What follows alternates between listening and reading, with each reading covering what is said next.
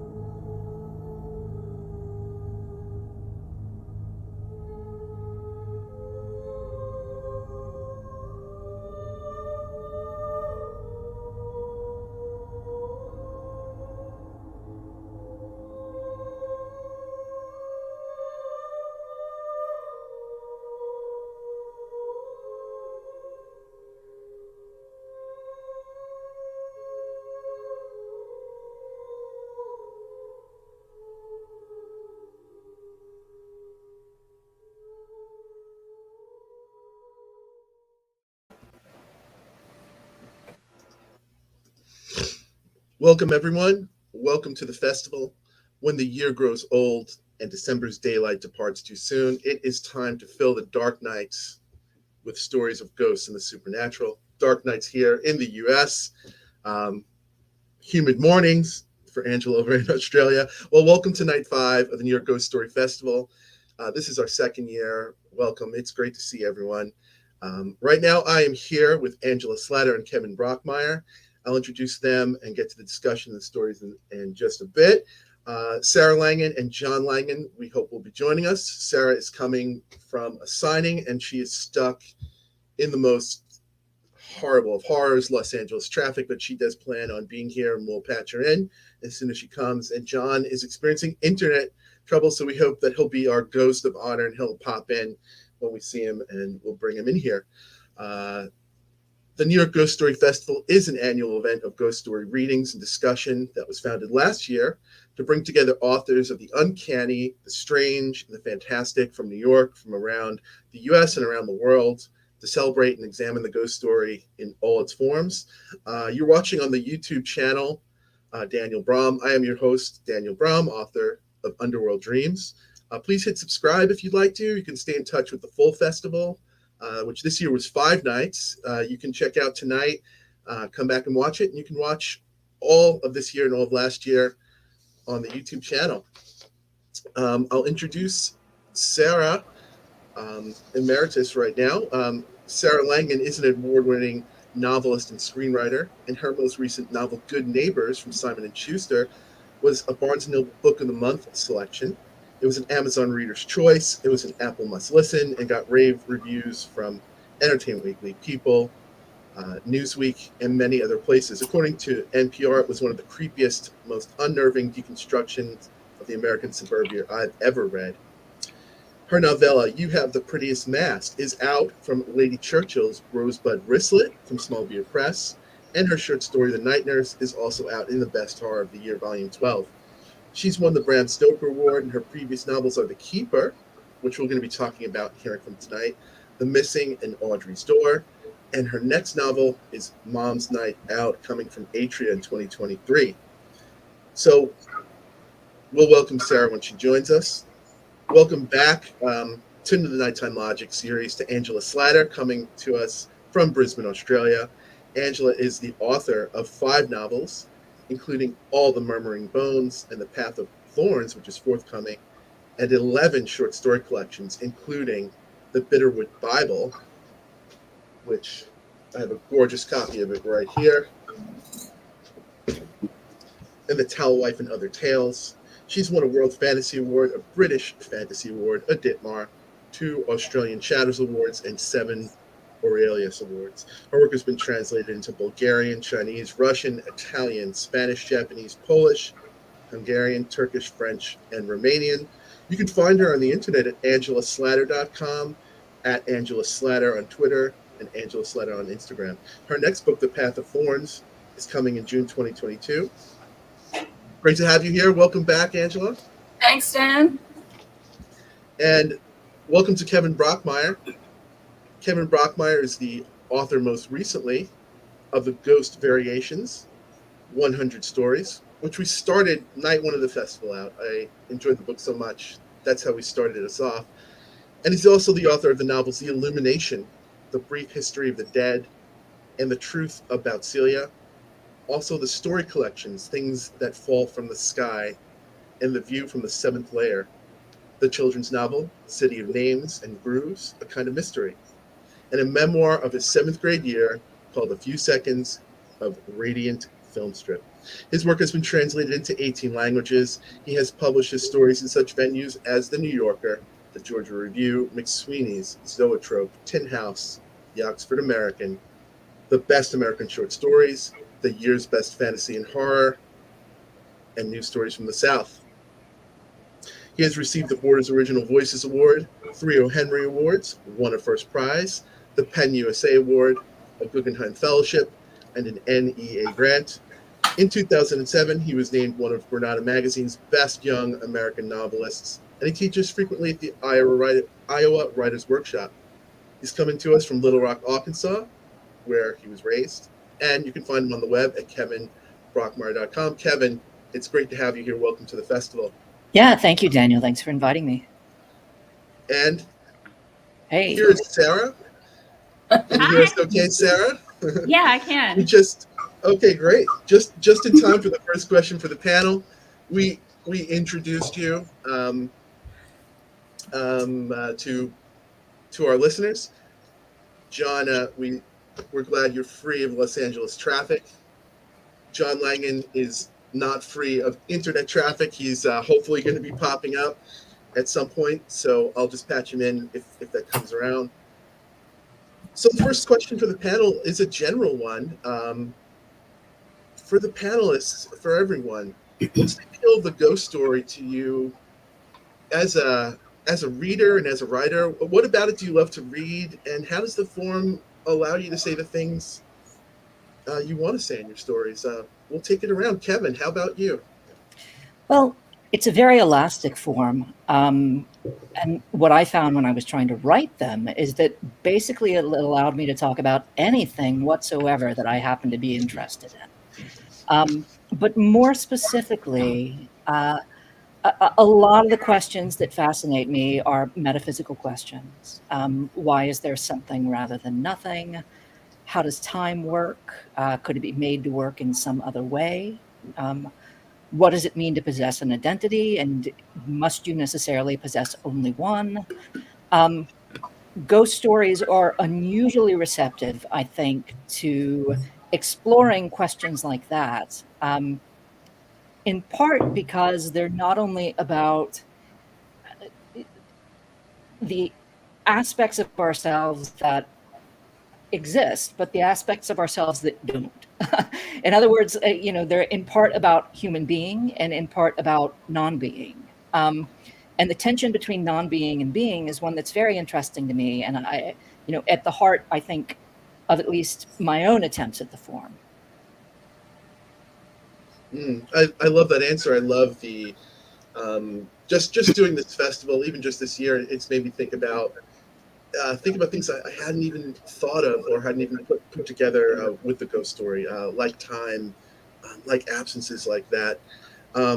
Let's go around. Let's go around to Sarah. What about the ghost story appeals to you, both as the reader and as the writer? What I immediately thought of was the book Sybil that I read as a kid in like 8th grade, and like Sybil has multiple personalities. And what was so terrifying to me about that was that you could be something else and not know it. And I was like, am I losing time right now? Like, am I insane? And I don't know. And I think How would I know? Yeah. Who would tell me? And I would repress it because I have not even my core personality. And I think there's something really terrifying about that. And I think that I'm always interested in these ideas of like the repressed and what's underneath and what we're hiding and our blind spots and the ways we behave. And I think that you can really articulate those repressions through ghosts in fun ways. Yeah, yeah. There are a lot. They do seem to go side by side often with this, with the best of the psychological and the stories that really give a cutting look at human nature. Over to you, Angela. What about the ghost story to you appeals as a reader and to you as an author? I mean, as a reader, it's always fun to scare yourself. So that's where you start. I think as a child, how much can I scare myself? But as a writer, I do return to themes of grief and guilt, and I think a ghost story is actually a really good way of exploring that, looking at who did what to whom, did they or didn't they? As you were saying, Sarah, is it real? Is it not real? Am I a doorway? Am I not? Am I just nuts? That whole range of things that you can play around with. And also I like ideas of memory and involuntary memory. So, the idea that when, you have a smell or you see something, this involuntary memory will pull up from years ago, and you are not you in that moment. You're that moment from years ago when you first smelled that perfume. And to me, that's also a kind of haunting. So I like that aspect of it, that we can be haunted on the most mundane level without a real ghost, or there can be a real ghost. And what are we've been talking about the Rinchipeko, the girl from the well. One of the things I really like about that is that it's a really open point of view that you don't normally deal with. The ghost can see everything, everywhere, including herself, as if from outside. So it's just this omnipresent idea of a ghost, which is something new that I haven't sort of seen or played with in stories before, and I'm really enjoying that.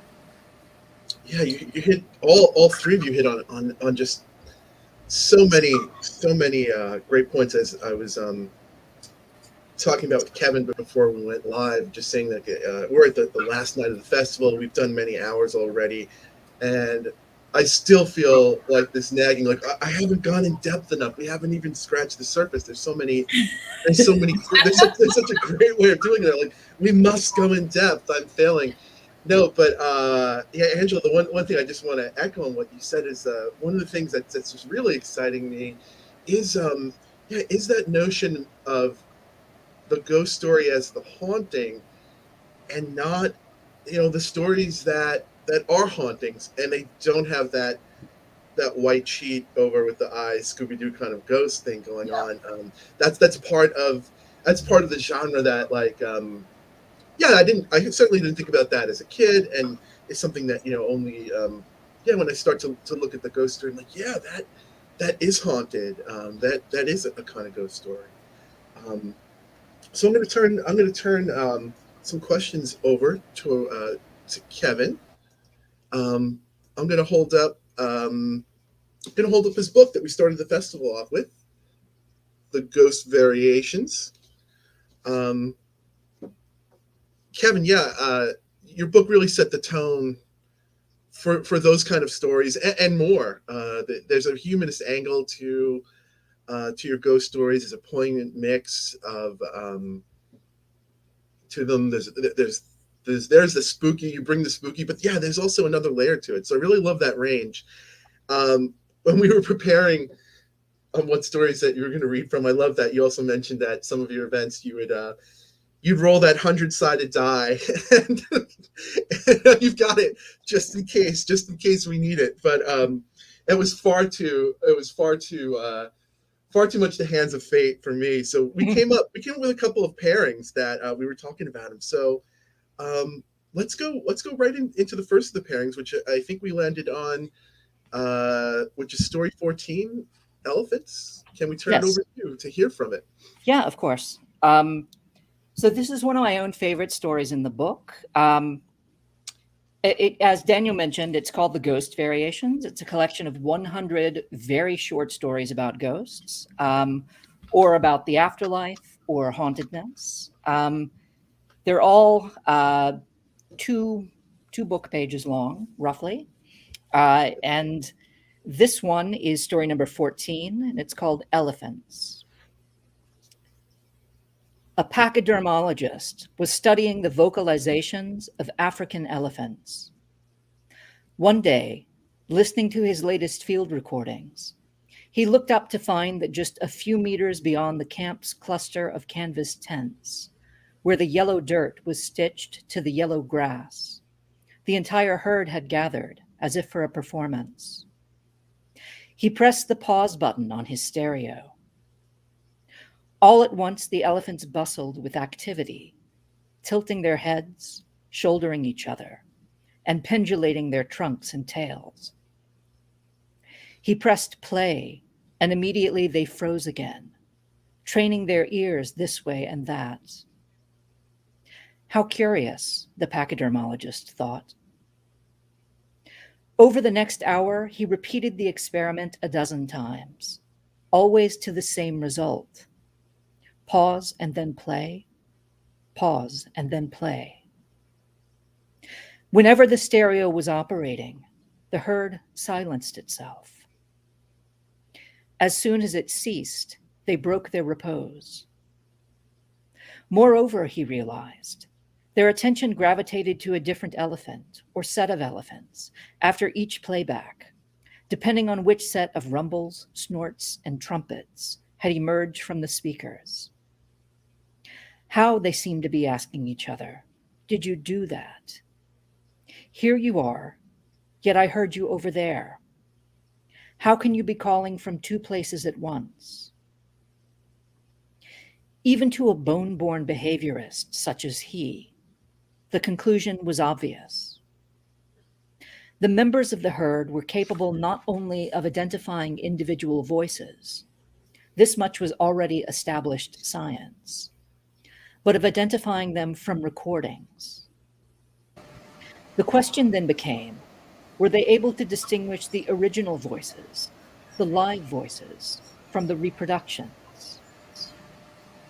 Several weeks of additional observation brought the pachydermologist no closer to an answer.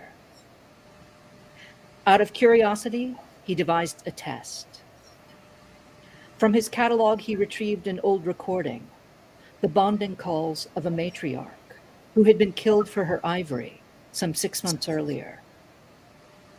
He concealed the speakers in an area of brush and thorn, then retreated to a safe distance and activated the remote control. The elephants roared excitedly, trampling across the savanna. Every so often they halted to lift their trunks and reposition their ears, their enormous bodies moving as one, as they attempted to sound out the matriarch's hiding place. Even after the call stopped, the herd continued to search for her. For days, her oldest daughter would not eat or drink. She stood on the dry bank of the creek, showering herself woefully with dust. Years later, when asked at a lecture to name his biggest professional regret, the pachydermologist remained too ashamed by this incident to recount it. For the elephants, though, it became the founding tale in a new age of ghost stories. Listen, my children, to a chronicle of wonder and sorrow. The ghost who hid in high grass, the ghost who hissed like 7 snakes, the ghost who came back and left again. So that's a story about how a ghost story comes into being. And Daniel, you wanted me to pair it with another story. Should I dive into that one, or do you want to ask? Yeah, before we dive in, I just wanted to talk. First, I want to say thank you so much for that wonderful reading. The reason I chose it first to ask you to read this pairing was one of the things that sometimes I hear somewhat jokingly is why aren't there animal ghosts? Why aren't there animal ghost stories? And um, it's a bit of a roundabout segue to an author I want to talk about in connection with your work. I had written a ghost story about some ghostly fish. I was using them as sort of to pair up with the sorrow and grief of the characters. And as I was shopping it around, I was getting some responses like, "Oh, that's too much like this really prominent ghostly fish story." And I was like, "What? Who writes about ghostly fish? Who could be that?" And of course, that was right when I learned of the great Karen Russell, and that's the story with her ghostly fish, and it was, I believe it was haunting Olivia, which of course I had not um, heard of it. That can be found in St. Lucy's Home for Girls Who Were Raised by Wolves. If someone hasn't come across Karen Russell yet, um, but yeah, Kevin, I wanted to mention another story that you brought to my attention um, that is a ghost animal story, but it's also so much more. You had mentioned to me the Ghost Birds, which is, I think, one of her most recent that came out in the New Yorker. Um, yeah, tell us about the Ghost Birds, and I have everyone's mics on here. I know Angela hasn't checked out that story yet, but we could talk for a second about how Karen Russell uses the ghost. But first, to Kevin, like why is the Ghost Birds a standout ghost story to you? Yeah, I think I've read all of Karen's work. Everybody, most writers have a handful of close writer friends. She's probably my closest writer friend. Um, Oh wow. so I mean, I adore her work. And The Ghost Birds was published in the New Yorker only a couple months ago. I would say it's one of her 5 best stories. Mm. Surely it'll be part of whatever collection she publishes next. It's a story that takes place roughly 60 years from now. Um, and it's about what our world is like after a profound ecological collapse, which not only makes much of the planet uninhabitable for humans, but also for birds. And the birds try to seek higher climes in order to oxygenate their blood and succumb to hypoxia, so just fall in flocks from the skies.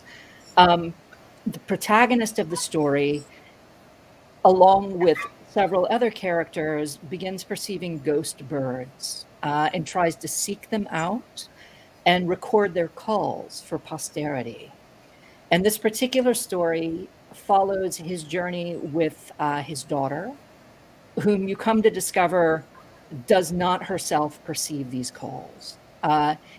And they journey into a no longer habitable Portland, Oregon, where he understands that a certain species of birds have been taking up residence in the chimney of an abandoned elementary school. So it's in part a story about ecological collapse, which is something that's, I think, pressing for everybody to consider right now. But it also is a story about families and family Yeah. connection and about ghostliness. And like everything Karen writes, it's just perceived moment by moment with such clarity that you experience a sense of astonishment as the world sort of blossoms open in your mind while you read it. Yeah, it's I on all those things you said about it. I'm so glad you touched on family because in addition to just having that wonderful ghostly conceit of a ghost hunter of sorts who's hunting for these calls of the birds that are no longer um, of this earth, and it's a father-daughter story as well. In addition to all those things, and yeah, that's one of the things Karen does great. Sarah, you had a chance to read it recently as well, if I'm not I, mistaken. What were your thoughts on the ghosts in the Ghost Birds? I thought it was a really cool conceit, you know. Yeah, Um, so I like that about it, and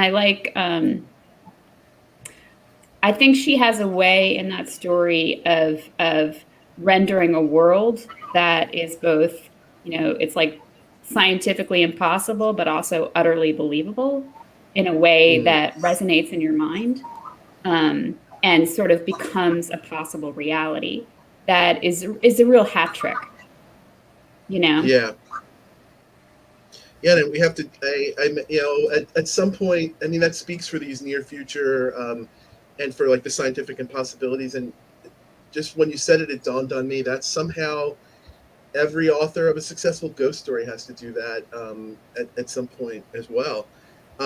Moving on to the second pairing in this little ghostly, the ghost animals sequence of our evening is Kevin's going to read from us from, which I believe is number 17 in his book, and that one is called Bees. So I'll turn that over to Kevin again. Bees.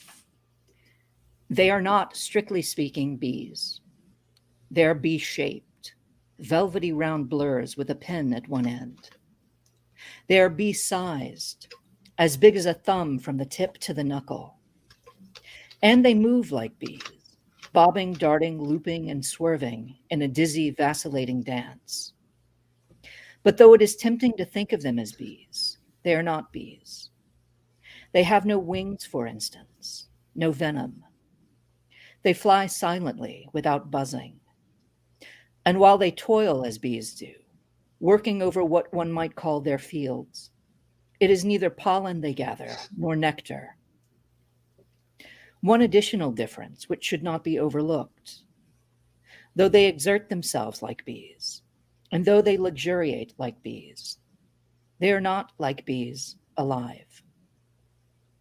They make their home on the periphery between life and death, plying their way along the emptiness of the border, that almost inconceivably thin line where bodies become something other than bodies, and time commingles with eternity. There the bees assemble their hives, great lobes of interjoining cells that shake and pulse with their activity. In chains and waves, the bees depart from the hives and return. The paths they trace seem partially intentional and partially haphazard, so that it is impossible to tell when they are maintaining their course and when they are altering it. Only that, however they select their coordinates, they fix themselves over the recently dead, the way real bees do over flowers. They operate, that is to say, with instinct, if not with purpose. Unfailingly, as soon as someone begins to flicker through their little boundary world, one of the bees will upend itself and prick at him. That they are harvesting something is plain: energy, ghosts, the shadow structures of matter. They carry that something with them, whatever it might be, as they dip from person to person. Then they retreat, fat with it, to their hives. Really, that is all there is to this place: the bees, the hives, and a great host of forms passing rapidly out of their humanity. All that remains to be said is this: that the threshold the bees navigate is penetrable from either side, which is to say that people cross over it not only as they die, traveling out of history and into infinity, but also as they are born, traveling out of infinity and into history. The bees, it would seem, cannot distinguish between the first set of forms and the second. If indeed these people are something like flowers, and if the substance the bees collect is something like pollen, one can only wonder who is pollinating whom, and whether it is the living who fertilize the dead, or the dead who fertilize the living. Oh, that's a wonderful last line. I absolutely I love that one. I love that last line there. It's a nice bit of misdirection putting that, we paired it in the quote unquote animal portion here, because it's called bees, but those are not bees. And it's I laugh about it, but it's a really poignant tale there. Yeah, tell us tell us about the ghost story aspect of that one. So, I mean, I suppose this is a story about creatures who inhabit a liminal space between the living and the dead. And on one side of it are humans occupying their material aspect, and which is to say, us. And on the other side of it are humans occupying their immaterial aspect. And it's a mysterious story to me because I know the activity that's taking place there, but I don't know precisely what it means or portends. But what I found, I don't know, most energizing about that particular story as I was writing it was the idea that the ghost of a person does not necessarily need to succeed that person's life. It could also precede that person's life. And from a certain point of view, there's no difference between a preceding spirit and a succeeding spirit. Yeah, and there's that aspect of time in a very, very original and poignant way there. Thank you. It's a great one. So I can't escape the specter of the 100-sided die. You mentioned you'd read 55 in the course of talking about the book this year, which came out in early 2021. You'd read 55 out of the 100, and when we were deciding on which ones we wanted to hear from, we wanted to, I think, get some to up that number of 55. Is this next one apostrophes in that category? It is indeed in that category. Yeah. So I'm keeping careful track. Sooner or later, I hope to have read every story in the book. But Daniel, you asked me to read a story that I had been hesitant to read in other venues. And there are a handful of stories like that. But this one, for reasons that I imagine will become obvious, is tricky to present, say, to a high school audience, for example. Right.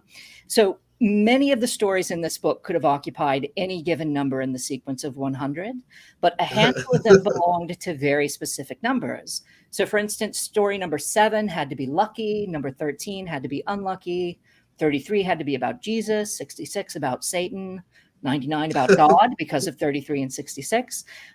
Story number 69 had to be about sex in one way or another. And so this was my attempt to write, a rather, I don't know, silly, maybe, a rather silly little story. So I think 69 becomes number 56 in the tally if I'm up on the tally here. That's right. It'll be number 56. Okay. I'll turn it over to you. Presented to somebody. Okay. So this is 69. It's called The Apostrophes. A ruinously shy bachelor had just mopped up after himself and was snapping his boxers back into place when, out of the corner of his eye, he saw something swaying through the air like a dandelion seed. He turned to take a closer look.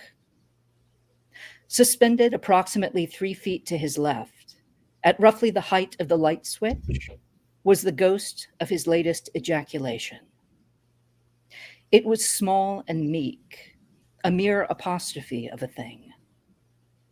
Nonetheless, he felt that its presence constituted an offense, maybe even a deliberate mockery. He had, after all, finished with it. For it to float there, bobbing so nonchalantly about, seemed graceless, impertinent.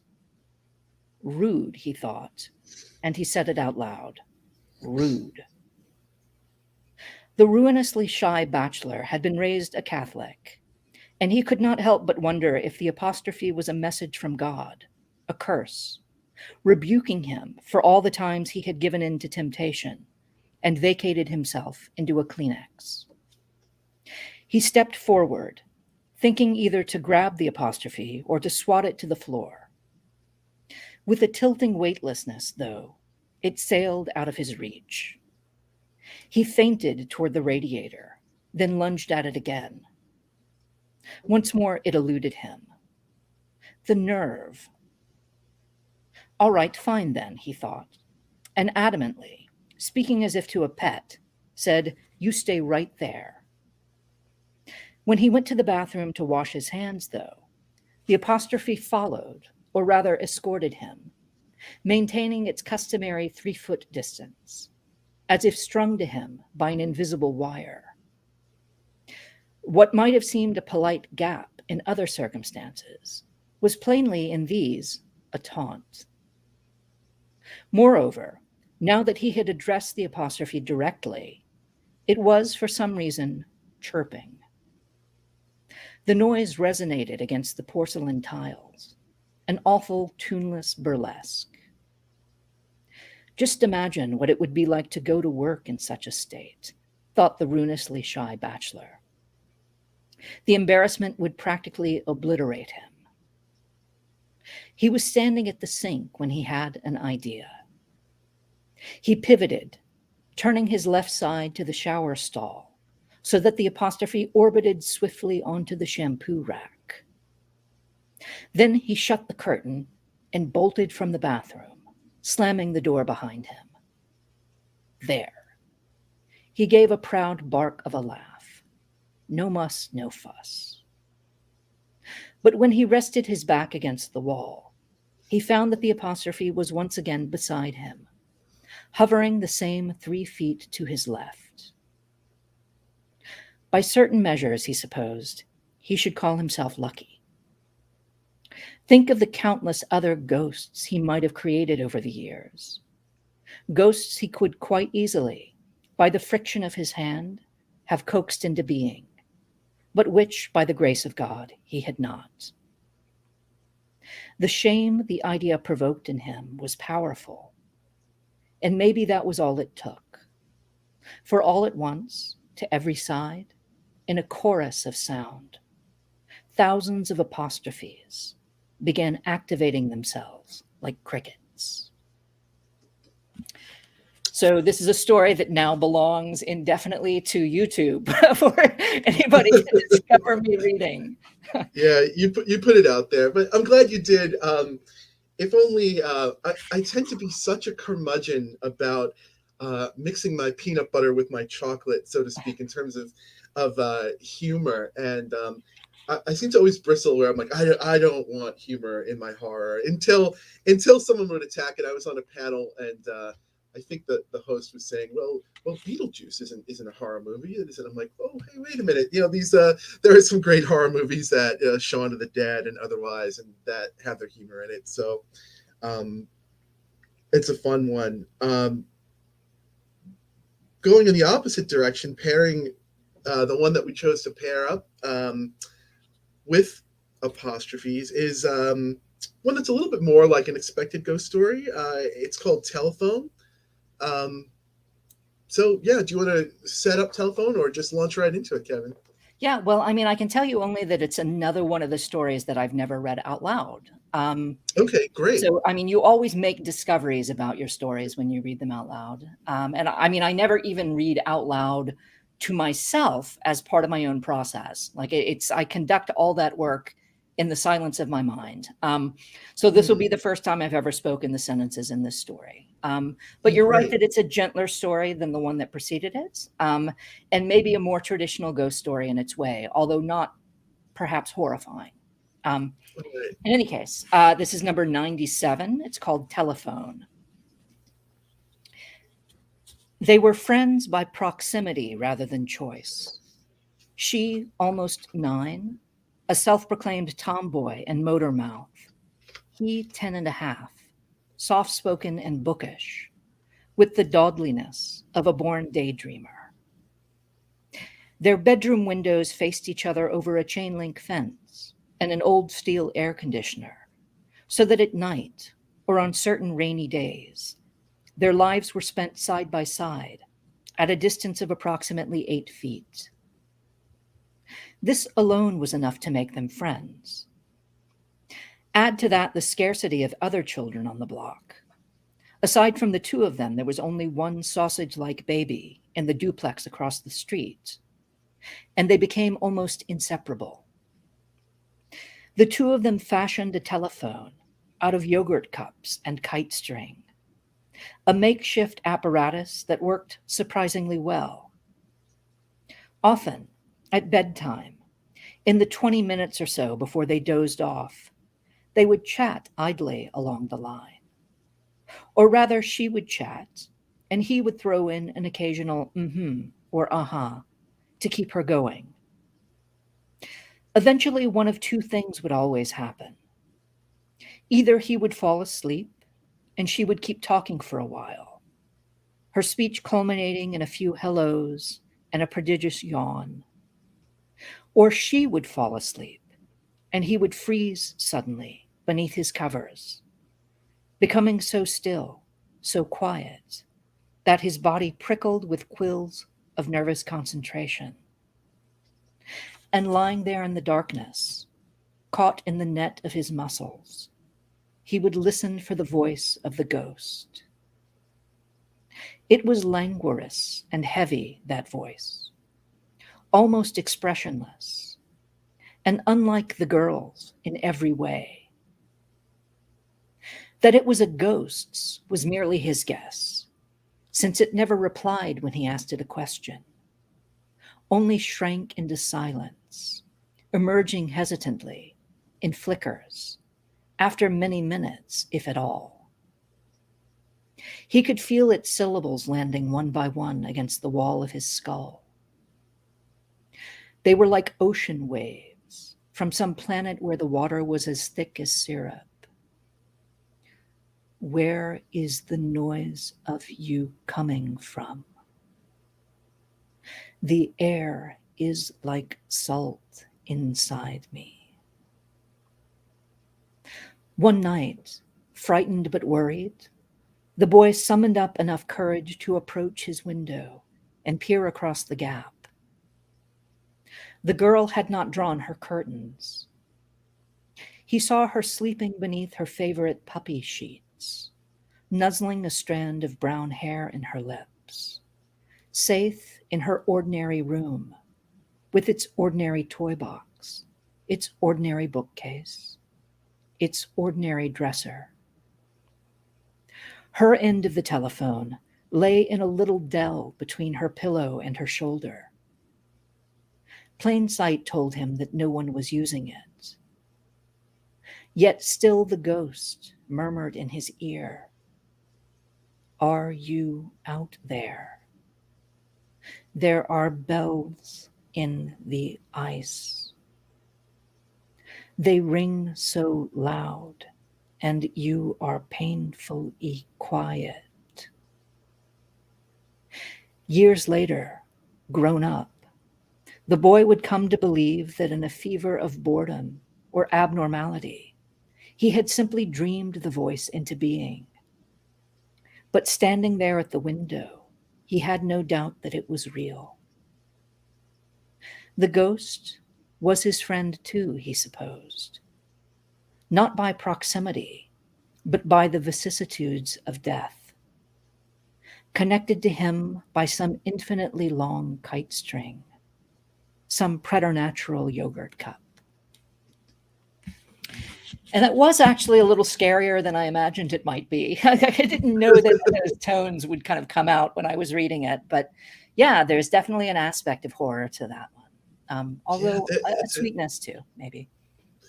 Yeah, there's a lot going on in that. So I really do love it, and it is another great ending to that one because yeah, it feels right. It feels like the childhood ghost story where there's a bit of a turn into the unexpected there, but especially since you mentioned time, and you have me thinking about the element of time in the ghost story. It really uses time to great effect.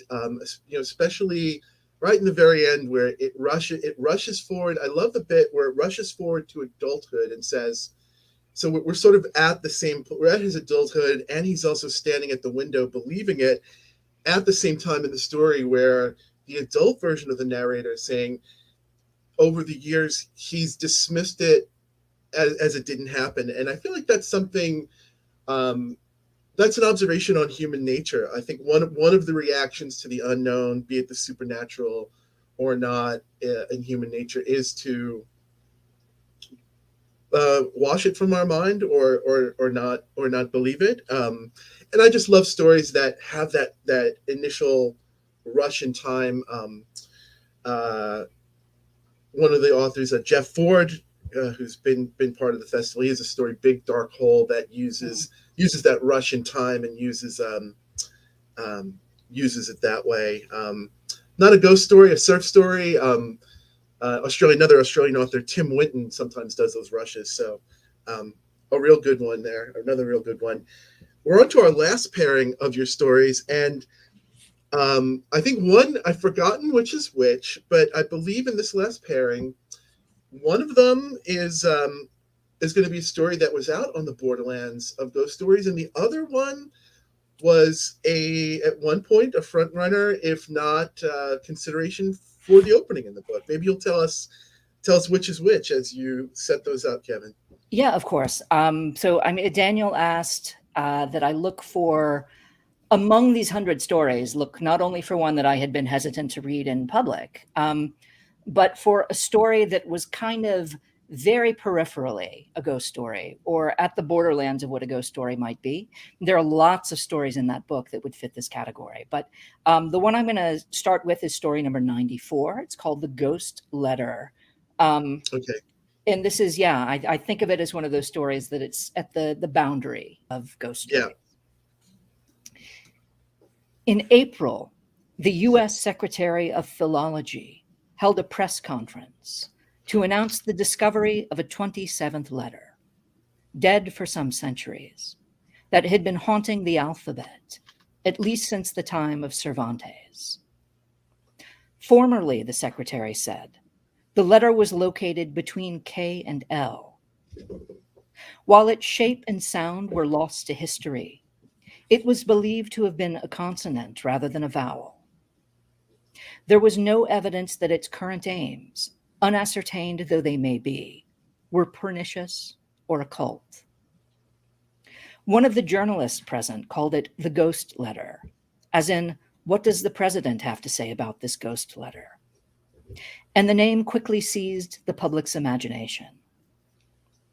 Within days, an effort began to determine which words housed the ghost letter and which did not, and whether, contrary to the official posture, those that did gave off an aura of ill will. The results were inconclusive. Fewer words contained the letter than didn't, far fewer, but the same could be said of every letter, A and E included. Among the words that possessed it, in one hidden birth or another, were waistband, learning, potato, glandular, ask, inadvertent, and noggin. Maybe there was a common variable in this catalog, but if so, it was elusive. And what of such similar words as ruddy, which sheltered the letter, and reddish, which did not?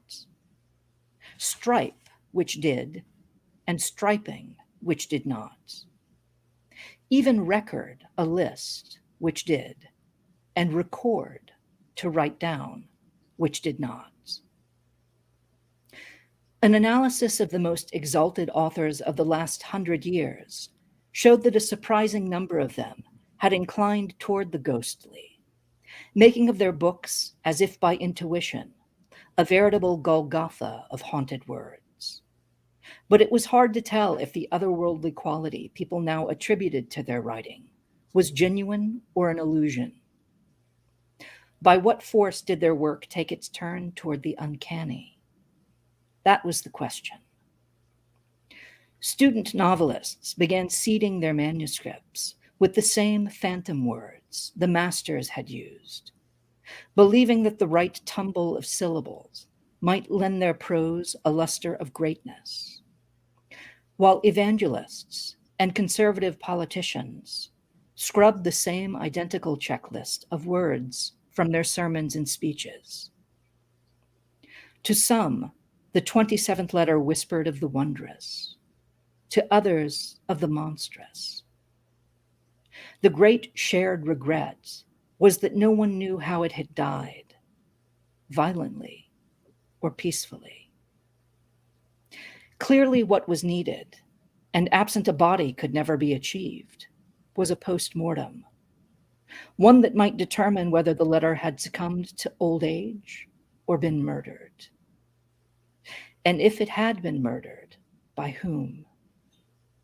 And which letter might be next?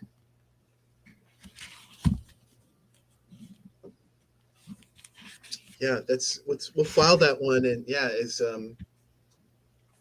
there are some ghost stories that are just ghosts of things that, at least in the Western perspective, you don't think of as being a spirit or ghost. So it's definitely a fun one out in the borderlands, and that's why I think it's fun to pair it with this next one. We'll just launch right into the ghost's disguise, which we'll talk about it on the other end.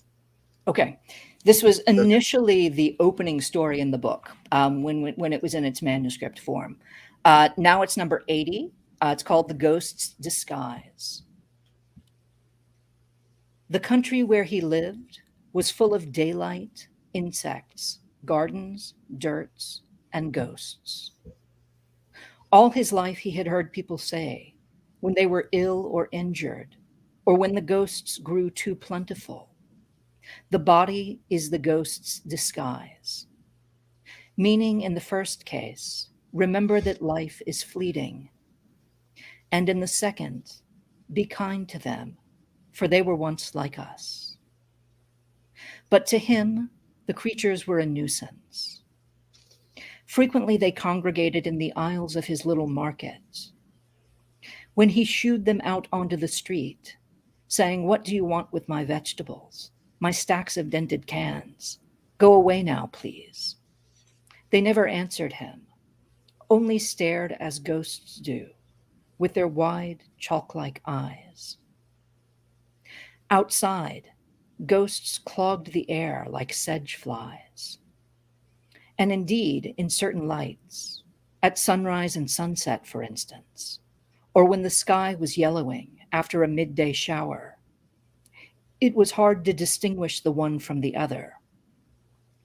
Both of them, the ghosts and the flies, were just tall blurs of dots knitting haphazardly around inside themselves.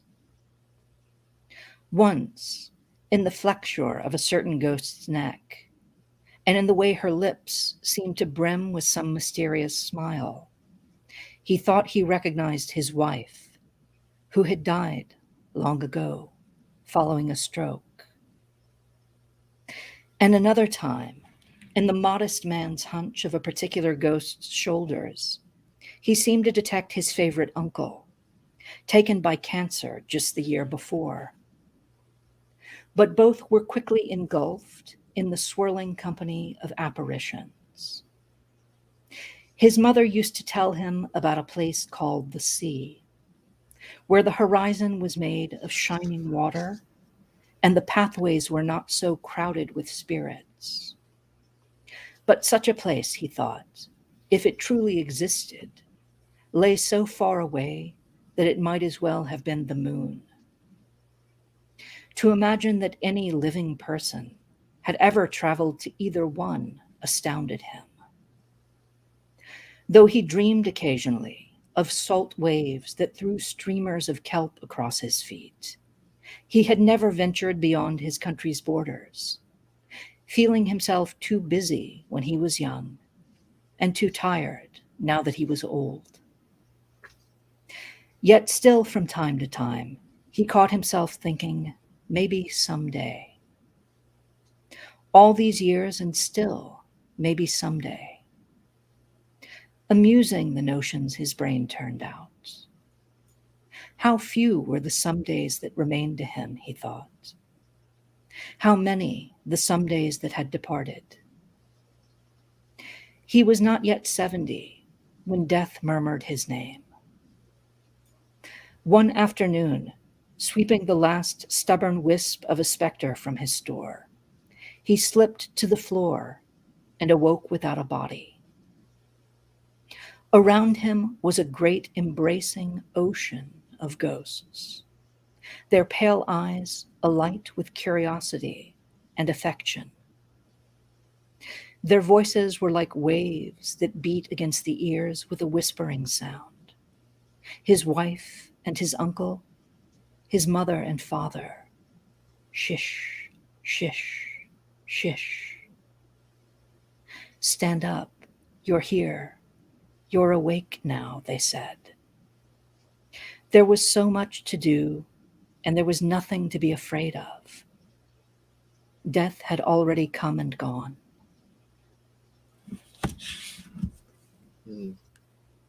Great, fantastic reading. Thank you. My question for you before we move on And we're going to hear some of Sarah and Angela's ghost stories in just a bit.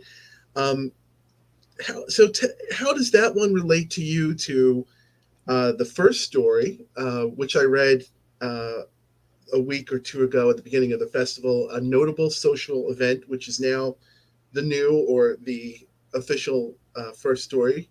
And how did a notable social event come to occupy that leadoff space, which works as an excellent leadoff to the tone of the book? Yeah, thank you. I'm glad to hear that. The ghost disguise has the air of a folk tale about it. And I wanted the opening story in the book to have that air, to be about actual ghosts rather than ghosts in some kind of metaphoric way, which many of the stories are about. And also to sort of have a gentleness about it. Like, I wanted it to say to people, you know, there's a space for you in this book and you belong here. And, you know, some of the stories might be frightening, some of them might be saddening. But you know, ultimately, I hope that they embrace you. And that's what the ghost disguise, I hoped, would accomplish. My editor had other ideas. Okay. we needed to figure out, he felt, a way of structuring the book. In its initial form, it was simply a sequence, an uninterrupted sequence of 100 numbered stories without titles. And he felt that it would be helpful to anybody who wanted to read the book if I could give each of the stories a title, and also if I could subdivide the book into sections so that whoever began it wouldn't feel that they were lost in the middle of a seemingly endless stream of 100 stories, but rather that they could read 6 or 7 or 8 of them and feel like they had done their duty to a particular portion of the book, and they could set it aside and then return to it. He was afraid basically that people would quit after they began reading the book. So in an effort to figure out those subdivisions, we came up with the categories that kind of occupy the table of contents, and a much longer list of categories that occupy this section at the very end, which is called a partial concordance of themes. Which is an index of themes of sorts, is what it is. It groups them all in there. And it's just, it's a fun, in addition to editorial guidance, and you can always say which is the vision, which one is better, quote unquote. The way it is now, it's just fun for sure to have titles and groupings. I think readers like that. I think it works very well. And like, I was wholly satisfied with his suggestion. The trick, however, was figuring out the subdivisions, keeping in mind that there were certain stories that had to occupy certain numbers. What do you do? Like, how do you cluster stories around those stories that are already pinned in place? And he did a lot of work himself, along with Edward Kastenmeier, I should name him, along with his assistant, Caitlin Landite, did a lot of work to adopt a structure for these stories. And they were the ones who kind of pinned the opening 7 or 8 stories to the beginning of the book. And among those 7 or 8, which are about ghosts and memory, it was a notable social event, which you said you presented at the opening of this year's festival, that felt to me to possess the kind of embracing humanity that I wanted the first story in the book to possess. Yeah, it really did that. I've been reading it with my own random 100-sided die. I'm jumping over and over so it was fun to realize that there was an intended structure and that there is that fun index there. But just speaking to the first story, picking up on what you said, it's great because it's a story, and I just love stories that do this. It has an actual ghost in it, so it works as a ghost story, actual ghost, actual haunting.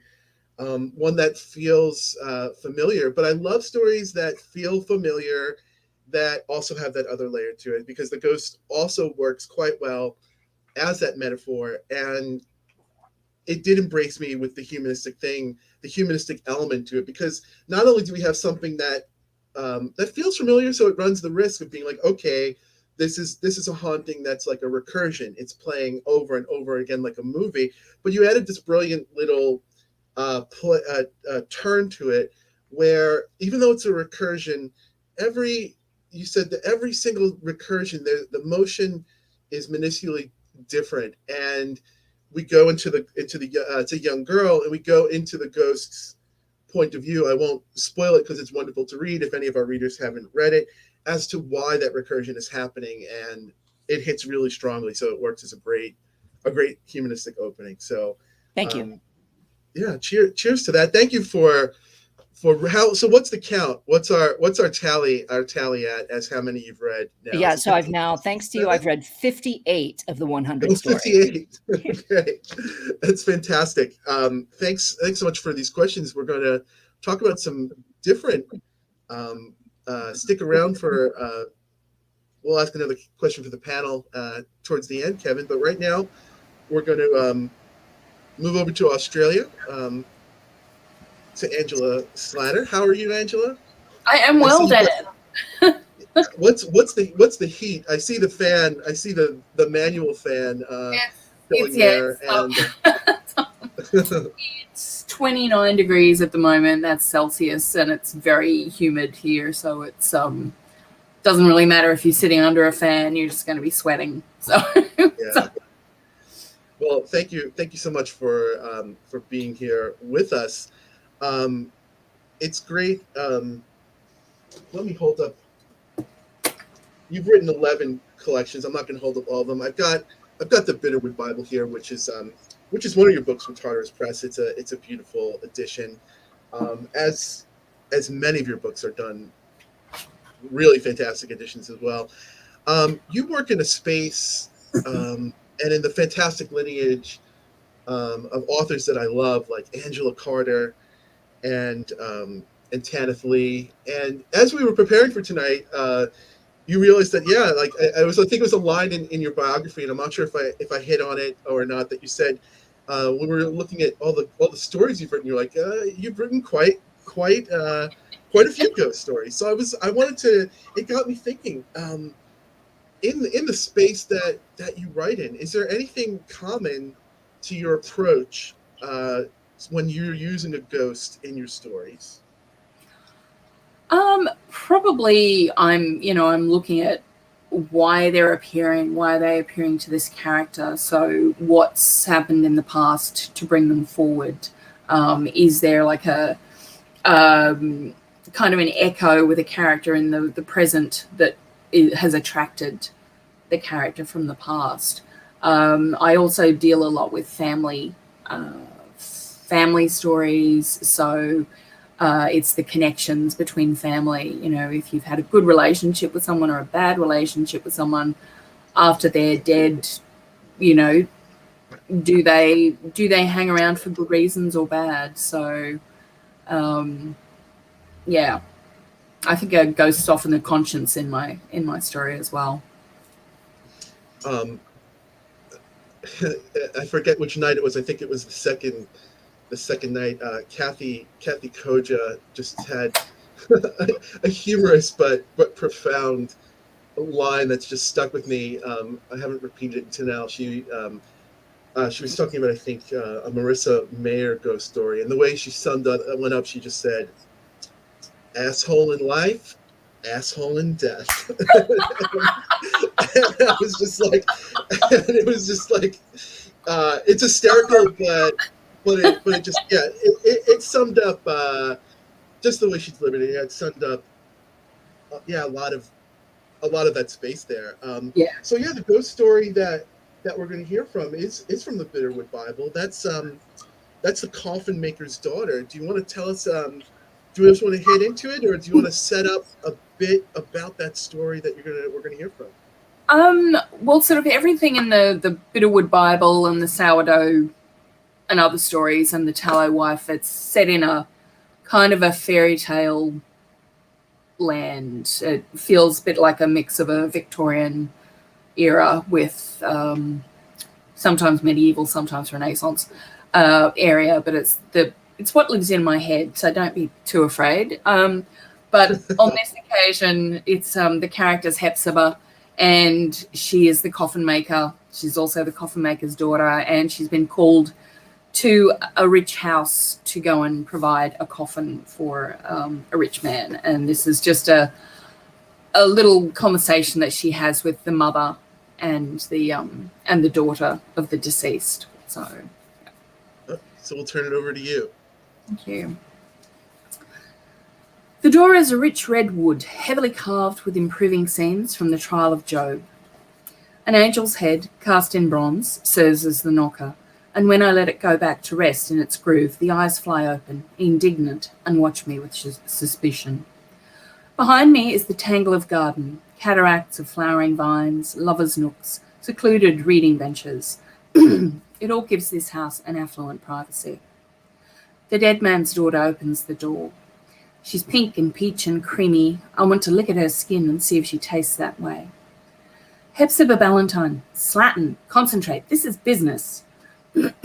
My father slaps at me much as he did in life. Nowadays, his fists pass through me, causing nothing more than a sense of cold ebbing in my veins. I do not miss the bruises. The girl does not recognize me, although I worked in this house for nigh on a year. But that's only because it was me watching her and not she me. When my mother finally left, it became apparent she would not provide Hector with any more children, let alone a son who might take over from him. He decided I should learn his craft, and the sign above the entrance to the workshop was changed, not to Ballantyne and daughter, but to Ballantyne and other. Speak, you idiot, father hisses, as though it's important, he whisper. No one's heard Hector Ballantyne these last 8 months, not since what appeared to be a seasonal cold carried him off. The blue eyes, red-rimmed from crying, should look ugly, unpalatable in that lovely oval face, but grief becomes Lucette Daglar. Everything becomes her, from the black morning gown to the severe scraped-back coiffure that is the heritage of the bereaved, and this is because she is that rare thing, born lucky. Yes, she asks, as if I have no right to interrupt the grieving house. I slip the cap from my head, feel the mess it makes in my hair, and hold it in front of me like a shield. My nails are broken and my hands are scarred and stained from tints and varnish that I use on the wood. I curl my fingers under the fabric of the cap to hide them as much as I can. I'm here about the coffin, I say. It's Hepzibah Ballantyne. Her stare remains blank, but she steps aside and lets me in. By rights, I should have gone to the back door, the servants' entrance. Hector would have, did so all his life. But I provide a valuable service. If they trust me to create a deathbed for the nearest and dearest, they can let me in the front. Everyone knows there's been a death. It's impossible to hide in the big houses, and I will not creep in as though my calling is shameful. Hector grumbled the first few times I presented myself in this manner, or rather shrieked, subsided to a grumble afterwards. But as I said to him, what were they going to do? I'm the only coffin maker in town. They let me in. I follow Lisette to a parlour washed in tasteful shades of grey and hung with white lace curtains, so fine it seems they must be made by spiders, spinners with 8 legs. She takes note of herself in the large mirror above the mantel. Her mother is seated on a chaise, and she too regards her own reflection, making sure she still exists. There's no sign of the oldest child, a son, Lucian, who is studying in one of the university towns, and he's never spoken 2 words to me, not even when I was part of the household. Lucette joins her mother, and they look askance at me. Father makes a sound of disgust, and he's right to do so. He'll stay quiet here, even though no one can hear him, except me, and he will not distract. He will not interrupt business. Your mirror, I say, should be covered. I sit uninvited in a fine armchair. I rearrange the skirts of my brown morning meetings dress and place my hands on the armrests. Then I remember how unsightly they are and clasp them in my lap. Black ribbons alone decorate the mirror's edge, a fashionable nod to custom, but not much protection. All of your mirrors should be covered, to be safe, until the body is removed. They exchange a glance, affronted. The choice is yours, of course. I'm given to understand that some families are delighted to have a remnant of the deceased take up residence in their mirrors. They enjoy the sensation of being watched constantly. It makes them feel not quite so alone. I smile as if I am kind. And the dead seem to like it, especially the unexpectedly dead. Without time to prepare themselves, they tend to cling to the ones they loved. Did you suspect your husband's heart was weak, or was it a terrible surprise? Madame Danglars hands her black shawl to Lucette, who covers the mirror with it, and then rejoins us.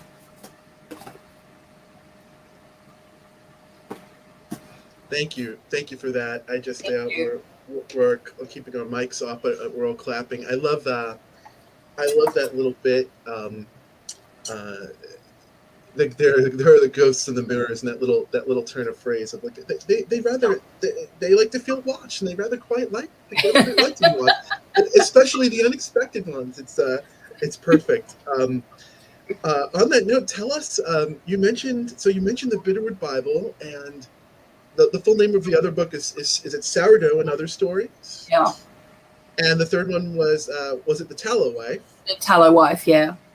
The Tallow. So those tell us about that world where those stories occupy, and also in doing so, if you could tell us about some of the ghosts and ghost stories that have inspired you, or possibly even influenced you, or that world. I think probably go back to M.R. James, because those ghost stories are just the ones that you read early on. And I had all the old British books, spectre books of ghost stories and the like that were done very early on. So that was sort of my fit meat when I was a child. The Bitterwood Bible and the Sourdough Stories, they're all sort of in the fairy tale world that's, that I've been thinking about for a really long time, just with my reading. So mixing a little bit of weird history with a lot of fairy tale stories. So no one's really surprised when there are ghosts around. You can tell from that piece where Hepzibah basically warns these two very vain women who'd rather look at their own reflections that, that there will be ghosts in their mirror. Do you want ghosts? You've got company. You get ghosts.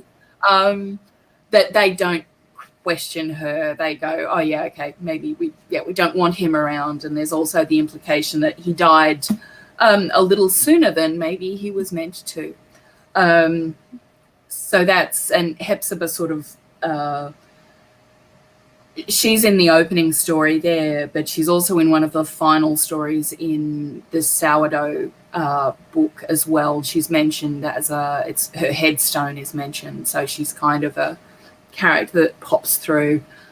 She kind of haunts the Bitterwood Bible until the last story, where we see her in later life. She's much older.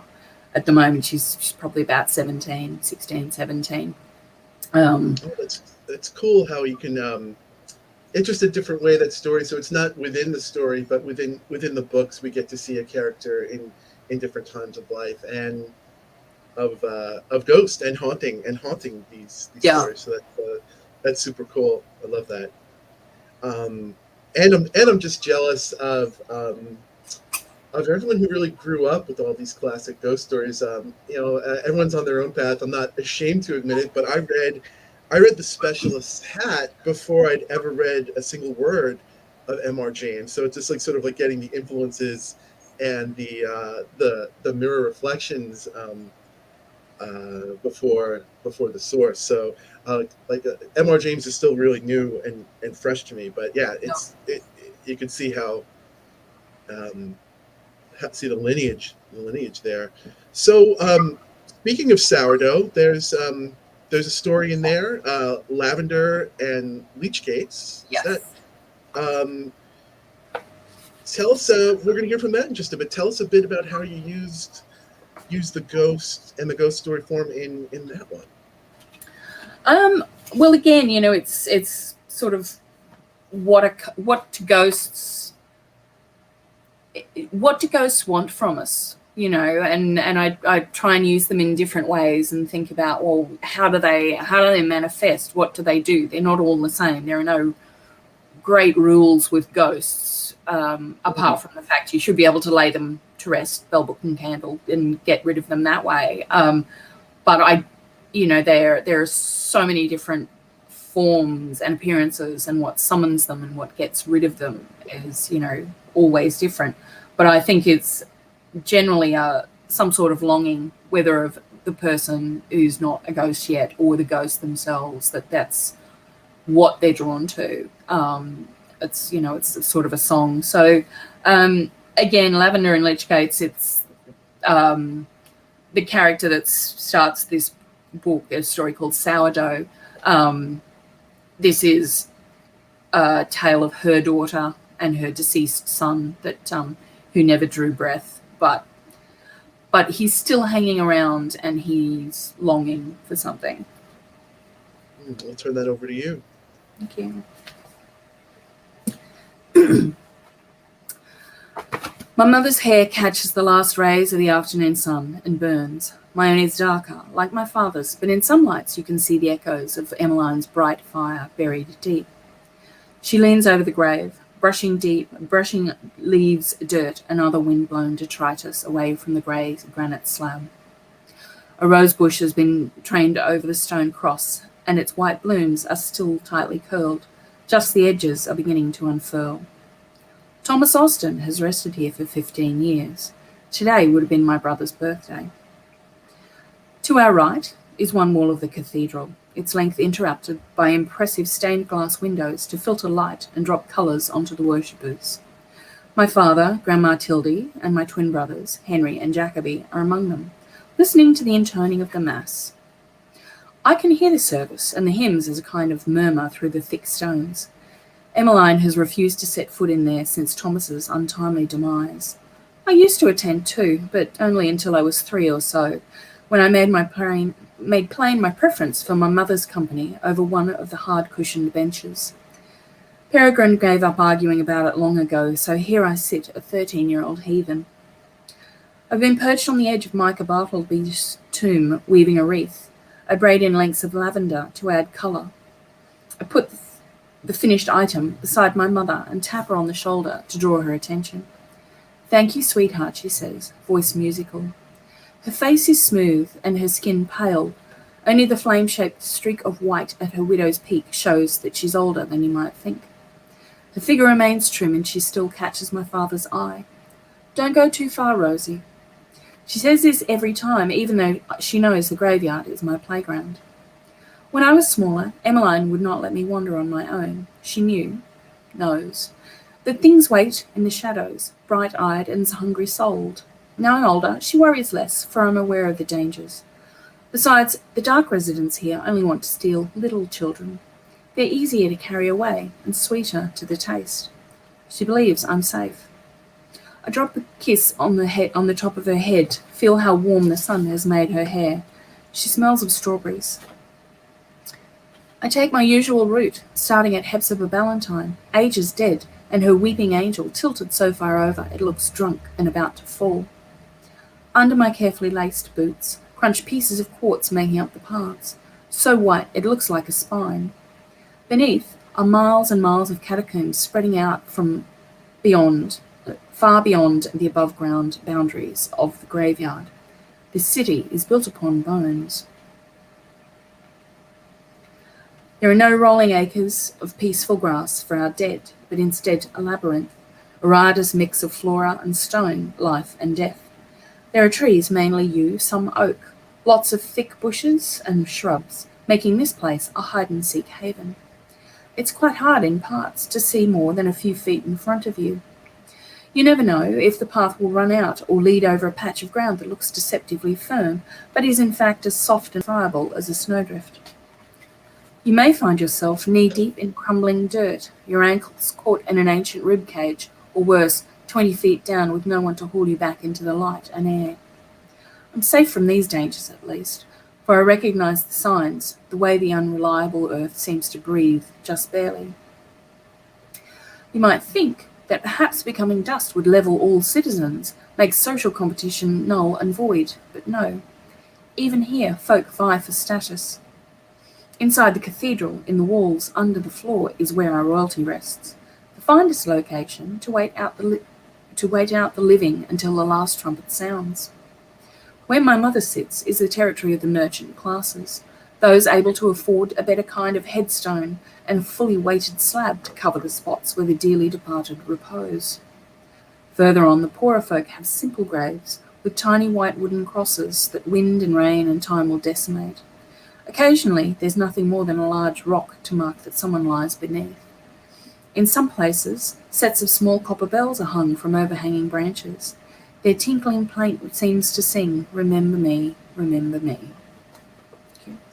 Oh, thank you for that reading. In setting it up, you mentioned what do ghosts want, and that episode reminded me. I'm not recalling. I was trying to look up while you were reading it. I was trying to look up the name of the story that it recalled. I think it was a Mariana Enriquez story, and it also had a ghost, a very similar ghost, and it's a very different approach than we were used to. Of what is it that ghosts want? You also mentioned, you said, hey, there are no rules except the rules for putting a ghost down. Let me hear some of your favorite rules or favorite methods for getting rid of a ghost, or putting a ghost down, as you said there. You're like, there's no rules except for this very fascinating aside. The accept sounds so fascinating to me. Well, there's the old bell, book, and candle, which is just having the priest lay them. The book is the Bible, and ring a bell and light a candle, and there's a ritual that goes with that no one needs the details of. You can you have there's another idea of witch bottles, but they're used for ghosts. So you put a little bit of blood or meat or something into a bottle, and that will draw the ghost in, and then you can put a stopper on and seal it up, and then you should go and bury it somewhere else, and probably then leave town in case the ghost does get out. You'd be very pissed. Hope that it's a good seal there, I guess. Yes, yeah. One of the things I did with Lavender and Lichgates is that the brother's ghost is brought forth by the mother's memory, that she's remembered him so much and so devotedly that he gets a hold in the world, and spoilers, what he wants is his sister's life. So he's going to try and take that. In the end, the mother has to sort of say to him, I loved you and I miss you forever, but you can't have your sister's life. You've got to go. And for him, it's the acknowledgement and that she lets him go, which is a big thing, just letting him go like that. So it's all sorts of things, and as we've seen from a lot of movies, that sometimes the ghosts don't go away. So yeah, or they another thing that resonated with me that you said there, it says it's a great vehicle for character when you have the ghost that just wants to be let go, right? So like when it's a story about holding on, that's another thing that we do recognize. As part of human nature about holding on to things. So, hey, what does a ghost want? They definitely don't want to be in that rancid meat bottle for sure. No rancid meat bottle. But I mean, unless one of my favorite, feelings about ghosts and just watching something is the others, and the ghosts thinking that they're haunted, thinking they're alive and they're haunted, and so everything that's happening to them is sort of happening on the other side of the mirror for the humans in the house. And I think that was really an interesting way of looking at it. It's fun when stories do that. On the first night, Vanita Coelho from Goa, India had a great ghost story that just it sort of read like a Quentin Tarantino crime thing, but there was that twist that we were looking at it from that other way. So it's always fun to do that. Yeah, the others does that great. So we're overdue. We're long overdue on our midpoint. Let's take a quick 5 minute break. Mine will be even quicker than that. We'll come back and we're going to hear from Sarah Langan. So let's just take a real quick break.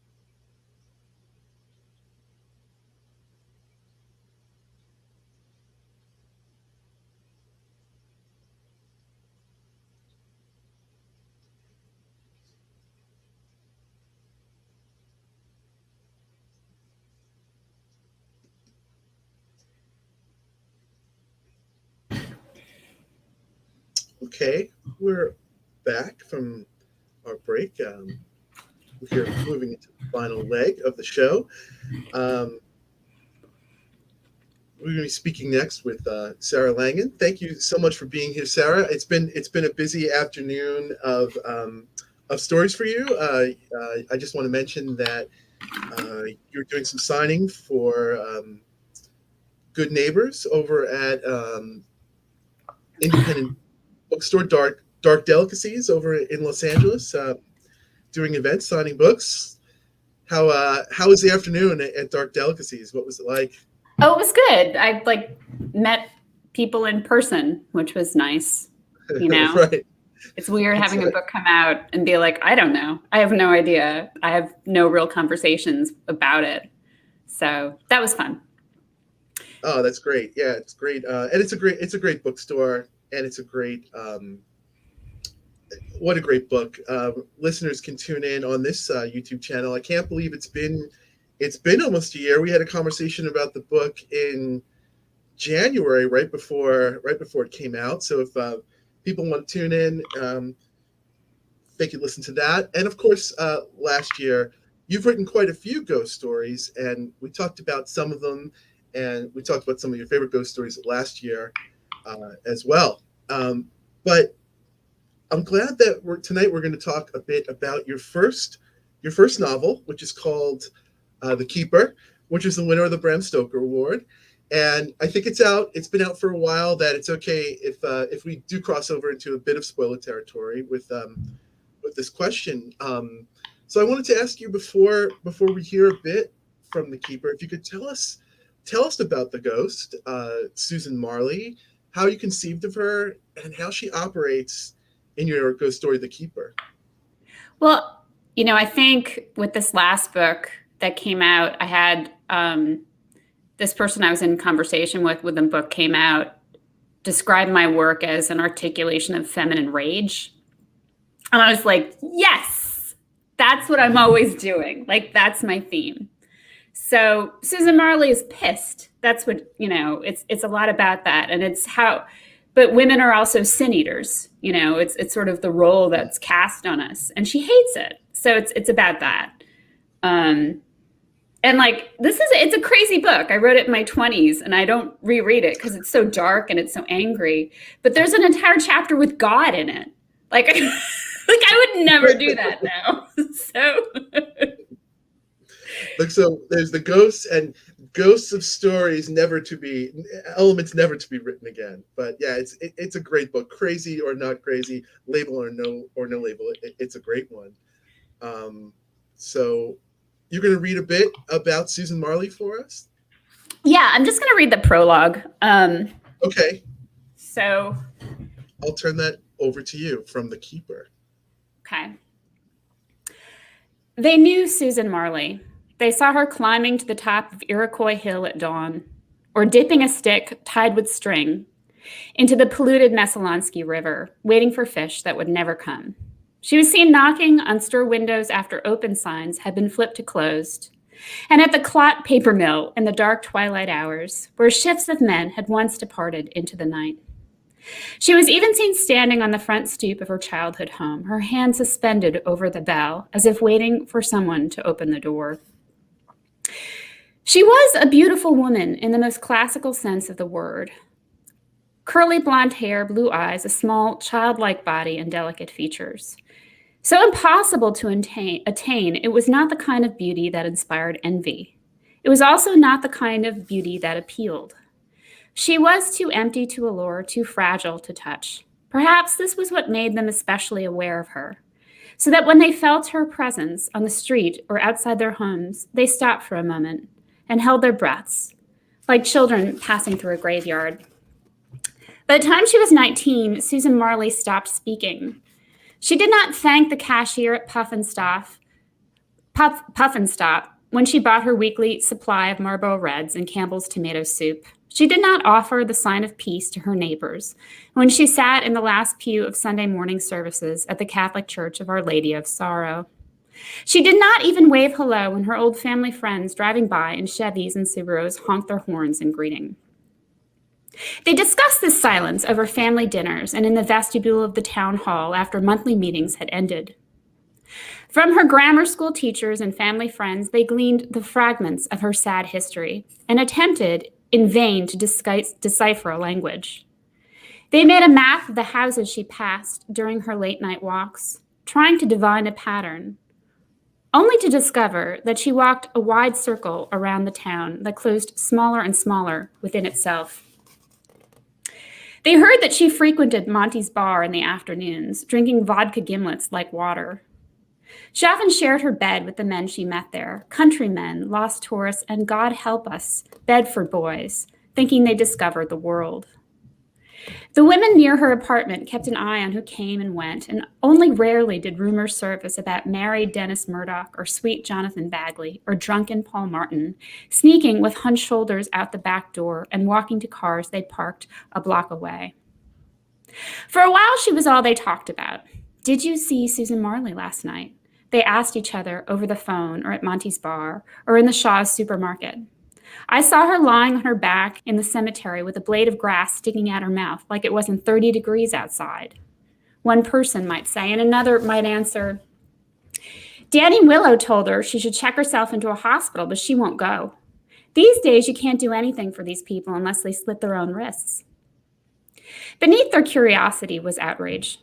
The town had its share of troubled souls who drank all day, and women who hid their bruises on their faces with thick layers of skin-colored makeup. But even these people knew the limits of their behavior. They did not stare. They did not wander the town. They did not display the scars of their lives for all to appraise and pity. Doesn't everyone have scars? Was the unspoken question. Haven't we all had to live through hard times and come out the other side? What made Susan Marley so special when poor Margaret McDermott was raising 3 girls on her own and Bernard McMullen had been born without the sense of a bird? These people did not complain. These people had the courage to face their lives and find happiness where they could. Their outrage drew full circle, and they were offended by Susan's circumstances and offended again by her silent insistence on making those circumstances known. After a few years, they became inured to her strange behavior. The clot paper mill, in decline for years, was about to close. They had decisions to make and lives to attend. An implicit agreement was made. And in unison, they let her recede. Slowly, the talk of her died down. If they saw her walking at night, they did not mention it the next day. They stopped studying her peripatetic wanderings, and they stopped caring whom she chose to bed. They decided that she was just another crazy, a drunk perhaps, who was broken beyond repair. Some girl lost who could not possibly be found. These things, never pretty, never nice to admit, do happen. Eventually, she became a shadow to them in their thoughts, a hazy image without shape. When they saw her, they did not remember how she looked or what she wore, but only the feeling of something undone, something quite wrong at the sight of her. They did not talk about this. They would never talk about this. But when they spied her in the woods or near the paper mill or in front of their homes at night, didn't she turn to them? Didn't she look them right in the eye? And did she smile? Was there the trace of a grin? Didn't it seem in that instant before they turned away, thinking about the next big snow, or whether their cars would make it through another winter without a tune-up at Ed's Auto Domestic, that she had stirred something inside them? Hadn't there been the faint sound of locks turning, doors opening, drapes drawn to reveal dusty attics that should never see the light of day? Later, those who survived would say that they were not surprised by what happened. They knew Susan Marley, after all. Oh, thank you for that reading. Yeah, I love that. I love the part where you're saying how she becomes a shadow. It's like she's already been turned into a ghost before she's a ghost, just by the cage of the way people are, the circumstances of that town and that reality there. You mentioned in the setup that this was a book that you wrote in your 20s. So I want to ask, back then in your 20s or in your teens or even before, what were some of the ghost stories that you read?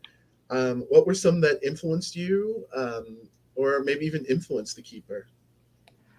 You know, I was thinking of when Angela was reading her selection. It's a theme that I am into also, is that like cemetery and who's in the cemetery. And so I think I'm just always responding to Our Town. Like Our Town is my favorite play. I'm kind of obsessed with it. And I think there's something about that story and this town and what is life and what is death and what are our roles and what are the masks that we're wearing. So that, I think, like, and my husband was talking about adapting it, you know, the book for whatever. So he was like, we should watch Our Town, because all you ever do is like, you even have there's lines in everything I write that are directly from Our Town. And he was like, I don't get it. You're watching and he's like, this is so folksy and stupid. And I'm like, I don't know. I can't even tell you. It's just like hardwired. So I would just say that. It's amazing how hardwired it is, because I love listening to you speak about ghost stories. Like I just feel so illuminated when I hear you talk about ghost stories or any stories like that. So it's amazing that it's such, sometimes, right, these things that are such a part of us, you can't even you're like, hey, you need to tell JT how to turn that light switch on for him there. What was I going to say? Oh wow, it just threw off my next thought.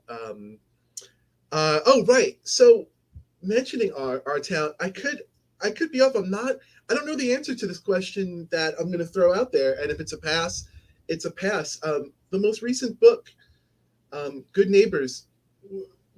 Is that one of the stories? Is there a ghost story operating, or is there a Borderlands ghost story operating? Because the story says a lot. It says a lot about so many things, but it was all brought on by an absence. And I was wondering, do you think of the story? Is there a Borderlands, or is there an aspect of the ghost story in the new book, or not?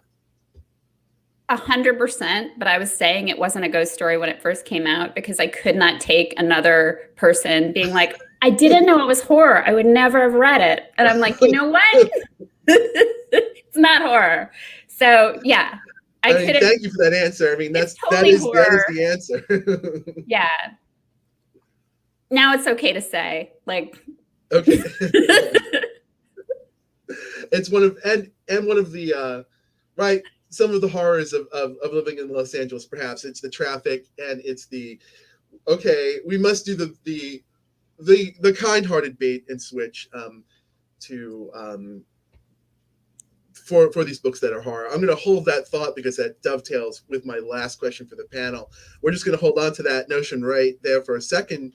And we started by saying you've written a bunch of ghost stories, and when we were preparing for this, you alerted me to one that I missed of yours. I think this is a story that I haven't read. It's a short story called The Dark Materials Project, and it was out in a book from 2009, Hellbound Hearts, a Clive Barker themed project. We're going to hear you read a bit from that, but can you set it up and tell us about that story and the ghosts that we see in it and how you used it there? So this is like a ridiculous story, but when I was in my early mid-30s, my husband's friend was playing video games online all the time, and he was playing with like teenagers, you know, because that's, I guess, who you wind up playing with. And like he lost epically, and they were all razzing him online, and he wrote back, but you guys are all virgins. Like that was his only comeback he could come up with. And like, it was like a dark night for him, right? Like he's a nice guy, but I thought that's a character. Like, so I went with like, that's the one detail about someone is like, they're a dick enough to say that to a kid, you know? And like, forever enshrined in YouTube now. Yeah. And then, I'm glad I printed it up. I thought I was reading Beasts of Burden, but I'd love to read Dark Materials Project. But then it's about that guy is a scientist who kind of doesn't like women. And he's decoding shadow DNA, like this idea that there's dark matter for everything, including DNA. And that if you could decode that, that would then you could really figure out the essence of humans. But of course, it's like a portal. Oh, I'm glad I brought it up too, but it's my mistake. I do have you slated to read from Beasts of Burden. I just got my sequencing wrong. I wanted to ask you about that one. And I'm glad I did, because now I have to, you're going to be reading from Beasts of Burden, but I think I have now, knowing the sordid or sad, let's give him the benefit of the doubt of this poor man's off night. I have to now seek that out and read that pronto. But perhaps on a funner note, the one you're going to read from is from it's the PS Publishing's Weird West book. So I'm excited to hear from that too. Can you set up? Hopefully this ghost is not born from a dark night of video games. Can you tell us about the ghost from the Weird West anthology, PS Publishing, from the story Beast of Burden? We had to write an Old West story, and this was just what occurred to me. And it's the story of the son of Satan. And what does it feel like to be the son of Satan? Does it feel bad? Probably. Yeah. I'm going to turn that over to you, and we're going to hear from Beast of Burden. Okay. Beast of Burden. When they first discovered it, the New World was a dark, unforgiving place. The winters were hungry, and the woods adorned with dried human scalps. The winds whispered ancient words, and those who traveled across those verdant fields of madness trod alone. But after a time, an idea called civility took root and shoot up the darkness. It burned the witches into silence and wiped out the buffalo and Indians too. Angels and ghosts turned translucent in bright lamplight. The noises of mankind drowned out the magic. In savagery's place came houses and flower beds, weddings and children who nursed to sleep. But in the Old West, there were folds of land that civility did not grow, where the desolate took refuge. It was July 4th, 1876, when Master Brown opened his door to the foundling swaddled in wet rags. They'd frozen to his backside and chest like stuck lettuce leaves. Brown carried the infant inside and fed him mare's milk while warming him by a fire until his blue skin returned to pink. The birthmark at the small of the child's neck was overlapping 666s. These Brown hid with mud until his thick black hair grew in. The town was Elko, a tiny dot of a place on a route to nowhere. The trees were short and thirsty, and men rugged and wrinkled beyond their years. They lived so long without word from outside that they came to believe everything that happened there, from the gnawing locust to the restless spirits of the cemetery, was normal. Master Brown gasped, but could not know for sure, that the child came from an old whore at Smith's Tavern named Inez, who kept her cheer in a bottle. Growing up, Inez and Brown used to fish by the creek and draw ant mazes in the dirt. She'd had an innocence about her, pure as snow. When Brown turned 15, he'd arranged to build his fortune in Carson City so he could marry her. But by then it was too late. Her father had sold her. Brown watched her go, cursing his own lazy courage. If he hadn't waited so long, they'd have run away.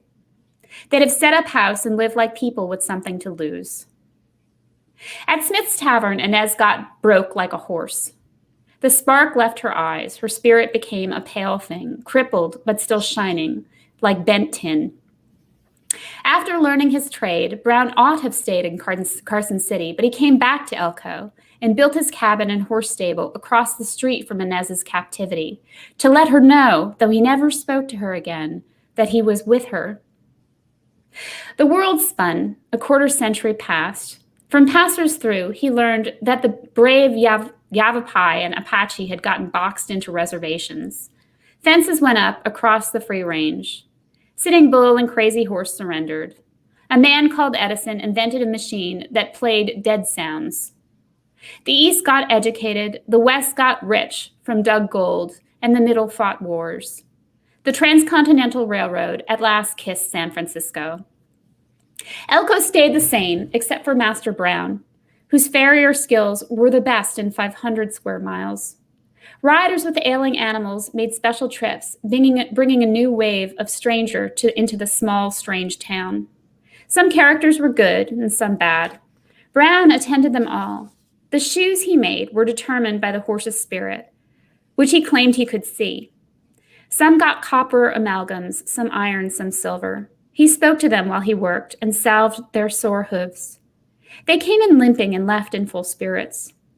Cowboys, ranchers, lawmen, and murderers dropped their horses off at Brown's and then took rooms at Smith's and bought Inez or one of her daughters for the price of a beer. At night, Brown watched Inez's kerosene lamp through her windows. He focused on that light and how she never turned it off. Just let it burn until it was gone. And then Inez got sick. Brown saw her through the attic window, slugging back a glass of dirt-colored whiskey. As if she'd had a terrible fright, overnight her hair turned white, and she coughed red into a ratty swath cut from her own dress. In Brown's heart, he blamed himself for her infirmity, because there is no greater crime than wasted love. He knew then that he should have run away with her long ago. Even now, he could go to her. He did not go. 9 months later, the foundling arrived. He swaddled the unholy thing and carried it to her funeral. Neither cried. And then it goes on. Okay, thank you so much. I've got everyone's mic. I think. Muting and unmuting. Okay, yeah, I've got everyone's mics on for the question that follows that story, which a western of sorts, and it pairs into talking now that we're free to talk about Good Neighbors. So the last question of the evening, and it's going to be the last question for the festival, which I'll preface it by saying it was great to see you three read and talk about ghost stories, three writers coming from three different spaces, perhaps three different categories or boxes that people might mention. So my question is, why does the ghost, the element, or the ghost as a speculative element, why does it jump across boundaries and genres so readily? Is it something about the ghosts? Is it something about us? Or even phrasing the question in the opposite, is it something about the readers, the gatekeepers, or publishers, or sellers, or rewriters that allows for this movement back and forth about the ghost story? Sarah, we'll give it to you first. What is it about the genre crossing ability of the ghost story? I think there's something about narrative itself that's infectious, right? And it's sort of, and it changes us. And what we love about the ghost story is that it inherently is the story of God and an afterlife. And that's a very reassuring thing. You know, it's like that when Kubrick was shooting The Shining and he said that it was an optimistic story. And everyone asked him why. And he was like, because there's an afterlife. Like, get out of here. I love that chick. Like, excuse me? Like, what kind of question is that? Of course. So I think people find it, even though it's scary, it's incredibly reassuring. Because it's like, oh, well, if there actually is something. Yeah, I think that's why people love The Lovely Bones. It was like, wait a minute, something bad could happen in heaven, but then you have a personal angel who hangs out with you and makes everything okay. This is my favorite book, you know. Sorry for you, but sign me up. Sign me up for that personal guardian right there. Angela, how about you? What is it about the ghost story you think that allows that we see it cross the boundaries? Again, like Sarah, you know, we're obsessed with death and the idea that there might be something beyond that, even if it's a bad bar in the Stanley Hotel, you know, or a blood. Even that apparently is really appealing. We're obsessed with it while trying to avoid it. You know, avoiding it so much that we don't say anyone died anymore. We now say they passed. You know, so we can't say that word anymore. Because we're living in hope that there's something else, you know, maybe we can come back and get revenge on every every asshole that ever crossed us. The dearly departed has passed on to the Stanley Hotel. Please don't send flowers. Please send the beer tab over to Jack Lawrence. Kevin, over to you. What is it about the ghost story that you find allows it to cross across the borders so readily. Yeah, well, I want to say first that it tickles me that the Stanley Kubrick's The Shining has been sort of a culminating point of this conversation. It's fantastic. I now love that movie and I love horror fiction, but as a child, I could not read it. I was just too easily frightened. And I trace a lot of this back to when I was 9 years old and in Cub Scouts, our den mother one Halloween showed us The Shining. I was already scared of axe murderers, and so this We was need some sort of retroactive award, some sort of award for that. I mean, who is this person? And such good Cub Scouting right yes, there. yes, You. exactly. Yeah. But because I spent several years working on this volume of 100 ghost stories, I had my eyes opened to what other people said about ghost stories when I was reading, and when you asked this question, I just happened to have a book at hand. And so this is from a book of lectures by Borges called Professor Okay. Borges, A Course on English Literature. And this is him saying something that Thomas Carlyle said about Samuel Johnson. So a sequence of references here. Got it. There's a famous passage by the Scottish writer Thomas Carlyle in which he talks about Johnson, saying that Johnson wanted to see a ghost. And Carlyle wonders, what is a ghost? A ghost is a spirit that has taken corporal form and appears for a while among men. Then Carlyle adds, how could Johnson not have thought of this when faced with the spectacle of the human multitudes he loved so much in the streets of London? For if a ghost were a spirit that has taken a corporal form for a brief interval, why did it not occur to him that the London multitudes were ghosts, that he himself was a ghost? What is each man but a spirit that has taken corporal form briefly and then disappears? What are men if not ghosts? And it seems to me that kind of thinking about ghosts very broadly, like we are them. And so it's very easy if you're writing anything that has anything whatsoever to do with human beings, that you can turn your mind to human beings, not only in their material aspect, but in their immaterial aspect. There's a place for it in almost any kind of fiction, I think. Oh, thank you so much for that quote and for the analysis of that, because it really does bring us full circle with the festival. That seemed to be the note when we started off with Steve Tem and his work, that we opened up and landed on that, that all stories are ghost stories in a way. All men and women are haunted when you look at it that way, and they just said it a lot better. Thank you. So if you three guests will stick around while we run the closing credits, I just want to thank our friends and colleagues in the comments who are listening in and joining us. Thank you to everyone from all 5 nights for spending this December with us talking about ghost stories. And thank you tonight. I'm sorry John Langan couldn't be here. We'll see John Langan again soon for sure. Thank you to Angela, Sarah, and to Kevin. We will see you next year for more ghost stories. Thank you so much. Stay safe, everyone. Stay warm. Stay strange.